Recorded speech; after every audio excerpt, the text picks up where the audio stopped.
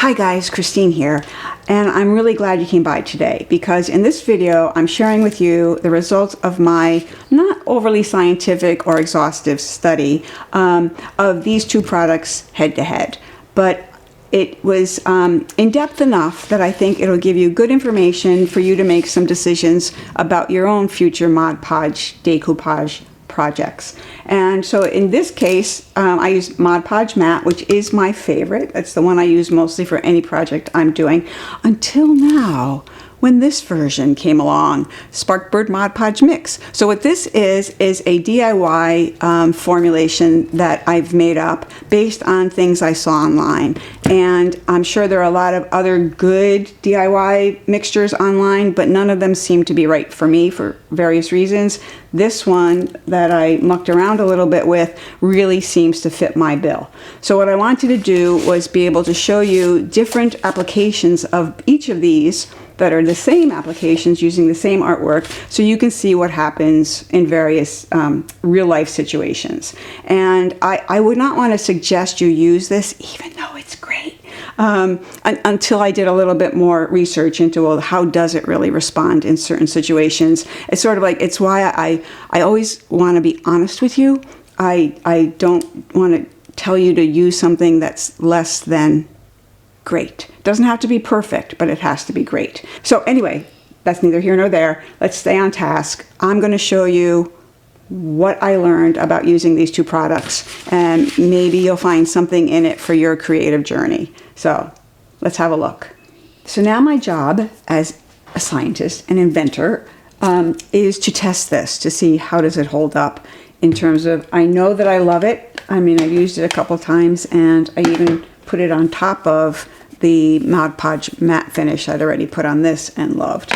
So I want to test now and see what happens with a typical print in terms of color consistency and making sure there's not a lot of smearage and the like. So what I've got going on here is a printout on 110 index, which I print on often, and HP Premium. You know, those are my favorite sort of go-to papers.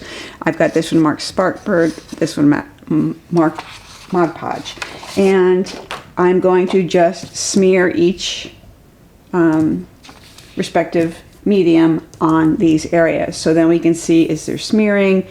How does it yellow? Does it yellow? What's going on in terms of just the color interaction, not so much the adhesion, but other stuff we want to know. So I'm going to start with Sparkbird, and I think it's mixed up enough to get going. So this would be the Sparkbird brush. I'm going to put my head out of the camera and just apply it to this sheet of paper. Now I specifically use the white balance to make this a white sheet of paper, that the artwork, the lightest color is white. So now I'm going to do, that was on the premium, and now we're doing the index. And I think what I'm seeing, yeah, a little smearage going on. We'll certainly have that. But the first coat doesn't smear, but that second coat kind of took the color. And the same is true on this page. You can sort of see where it's taken the color. Now let's see if actual Mod Podge does the same thing. And I typically don't have issues printing or decoupage with my printouts, largely because my ink is mainly dye-based. Put that there. Okay, so now we're going to apply the actual tried and true Mod Podge matte, and you can see it goes on a lot thicker. That's why I can't understand how people could have as much water as they do in their other formulas, because I mean, I added a quarter of the water asked for, and it is still very thin. So I'm seeing that same smearage here. Like here I can see a little blue in there, and even on the other one as well. So let's see. Yep, it is smearing no differently one to the other. So now I'm going to let these dry, or maybe I'll help them along. It's not a big project that I hope to have a result from. I just want to see them dry. I'm more concerned with yellowing than anything else. So give me a minute. I'm going to hit it with the heat tool and I'll be back. Okay. Now, let's take a look at what we have. So this isn't quite dry yet. We're going to let that sit a little bit longer. And there's still some spots that aren't dry on here. So the interesting thing is, to me, is that the smearage seems equal.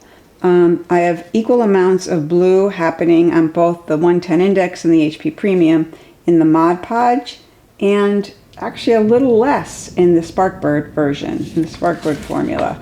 So I never notice smearing when I'm decoupaging with my prints. I don't notice it, but here I'm specifically looking for it, and it certainly is there.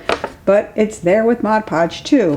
What I enjoy here is that there's no real yellowing going on. So unless I smeared yellow, which I did here, so some of this is the 110 index, and I expected this to smear a little bit more. It's a different kind of paper and it takes a different kind of print.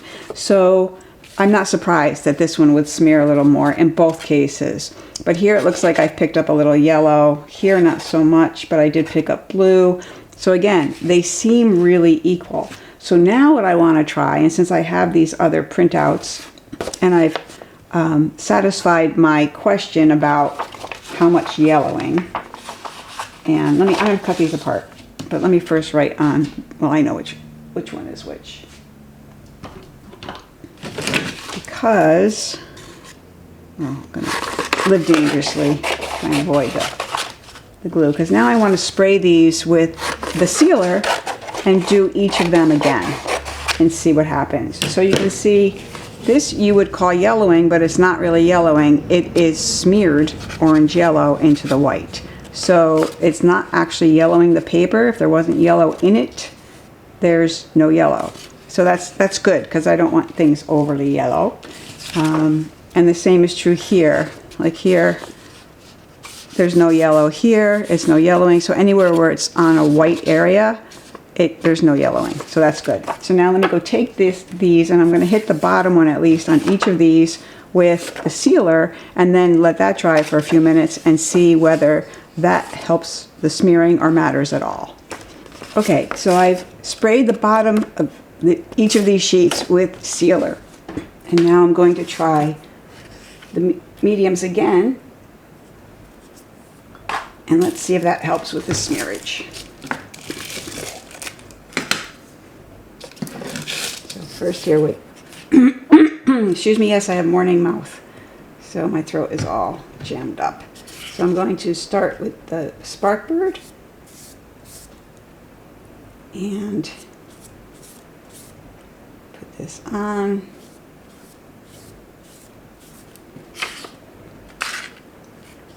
Up, and then close it up.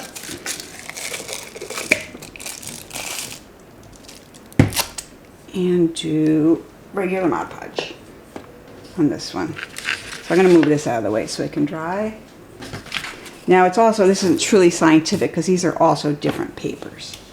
That's the HP Premium and this is the 110. But I think it'll give us enough data to know whether it's a worthwhile option for those of us who don't want prints to smear in our decoupage projects. All right, let's get these dry. So these results sort of surprised me.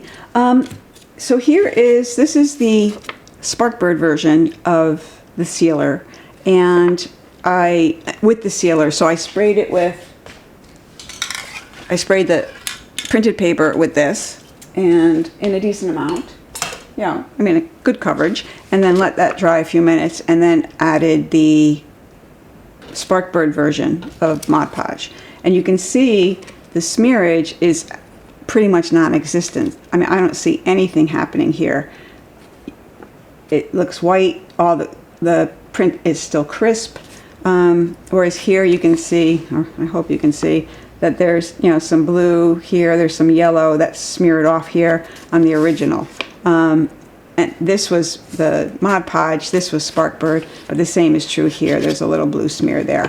So the sealer did a great job on the Sparkbird version of keeping most of the ink where it should be. Now if we wanted to really look closely, there is a little blue smear here, but there's no yellow here that I can see. But in general, it is just crisper, this print with the sealer. So something to think about. Now, the same is not true on the 110 pound index for Mod Podge, where it did smear still some here. Now, to be fair, I might have not sealed it the same way. I might have I did actually not burn it, but sort of explode some of the Mod Podge when I was trying to dry it right there. But it was already there before I started. And here you can see definitely blue smear, even though I sealed my artwork first. Now, that is a negligible smear as well. So I wouldn't let it stop you if you have some inkjet prints you want to decoupage to something. I would say use the sealer or don't, your preference. None of these pieces of artwork were destroyed because of a little smearage. In fact, some of it made it look more charming. But again, my surprise is that the Sparkbird formula for the DIY Mod Podge worked as well and better than the original. Now, this is not an exhaustive scientific study. You need to experiment with it, but I'm going to tell you that this will be my new mixture. This will be what I use now because, oops, the lid's not on, because I like the finish so much. It's a little bit lighter to the touch. It's almost non-existent. I mean, it's really, the Mod Podge I can feel more. It's tackier, not tackier, but try it yourselves. And let me know what you think. If you have any experience with this, if you've done this yourself, if you've used any other homemade Mod Podge mixture, I'd love to know about that. Because, you know, this stuff is not terribly expensive, but it is what it is. And with the added version of this is expensive. This is $14, but I use 3 teaspoons per mixture of cheap school glue and water. So in the end, I think I'm going to be ahead.